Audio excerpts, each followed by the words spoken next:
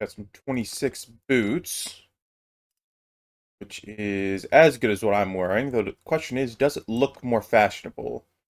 No. Not in my eyes, it does not.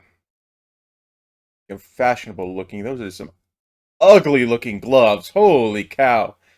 That whole outfit you got going on there, man, is just kind of clashing. Luckily, the fashion of it doesn't matter so much when you're getting stabbed with a knife.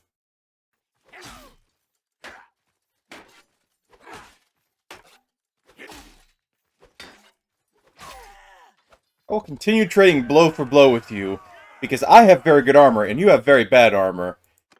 And as a result, I take very little damage, while you get your, like, arm chopped off. Okay, leveling up tactics. Damage in snowy and forest, or damage in steppe, plain, and desert? Well, I'll definitely go for forest and snow, because it turns out, that's all there bloody is in the north. Forest and snow. Doing great, men. Continue pushing. The added weight from me is not really going to contribute to this, I have a feeling. But I want to be the first one into the breach. So don't mind me, just keep doing what you're doing. The fact that you're all my men, and that you're used to this nonsense, makes me feel at least a slight bit better. Gentlemen, gentlemen. I'm going to open their front door, if you'd be so kind as to move out of my way. There we go. Okay. We don't have to have everybody else climb ladders.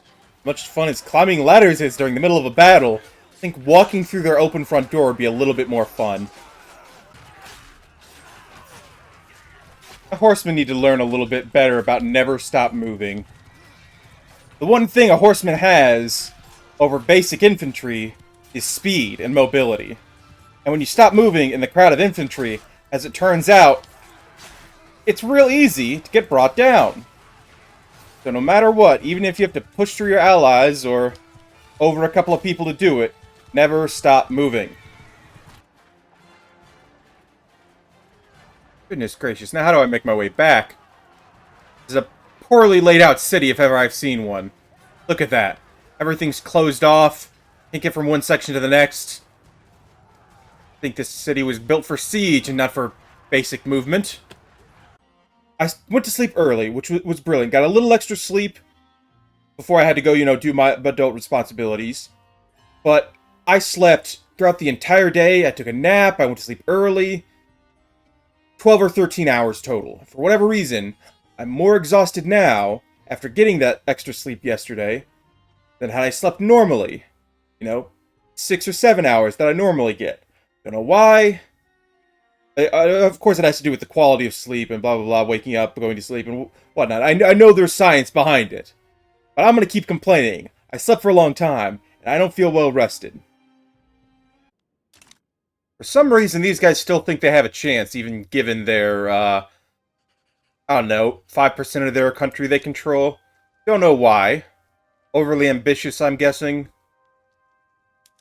They really gotta figure out their beat at this point. Be annexed into our great nation. I promise it'll be better than where you were.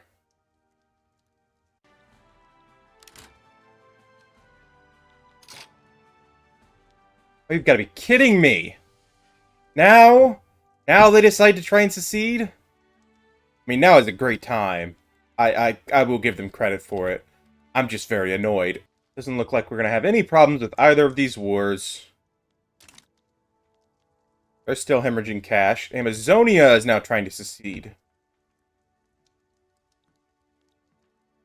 When it rains, it pours, it seems. When it rains, it pours. It is guaranteed to succeed eventually. Yes, we are in a civil war. Thank you for letting me know. I hadn't noticed! Look at my country! Thank you for the pop-up game. Very helpful. At least we're finally making money. Why do I have to speak at all? Why is our economy so good one day, bad the next? This is just ridiculous. Wow, the Spanish really don't like us. I wonder if it's because we're communists. Took so much effort to do that, including switching sides in a civil war. We've finally done something different, since I always end up going like a typical democracy, science and industry all the way. I just thought, you know what? For a change of pace, let's actually win a civil war for once, because for whatever reason, if only 10% of the population supported them, they ended up getting 80% of the troops. How? I guess it was exactly the troops who decided they wanted to be, a communist South America. 62k a week? Been brilliant! Oh my goodness. Who would have thought having a giant nation and then sitting back and developing your economy would lead you to becoming one of the most economically powerful nations in the world? And not only that, but it would allow you to recover from the economic disaster of the mass expansionisms and civil war. Well, here, number 1, in terms of literacy. Awesome to see. Of course, beyond just the advantage that technology gives, having a literate country makes you seem smart. And posturing is apparently very important in this game, because prestige is all that matters. So seeming smart, very important. Number 7 now in terms of quality. We don't even have an upper strata anymore. We got poor people and we got middle class people. And it's mostly poor people. We're doing our best, team. We certainly are trying, but we have 40 million people that are be considered lower income and barely any in the middle. Gotta be. I get that no one's living luxuriously. There's still somebody at the top. Gotta have a 1%, no matter how the percentages line up. There's always going to be that 1%. Want to be a defensive pact with me? No, because you hate us. Smell bad. You're on a defensive pact with right now, the Americans and the Belgians.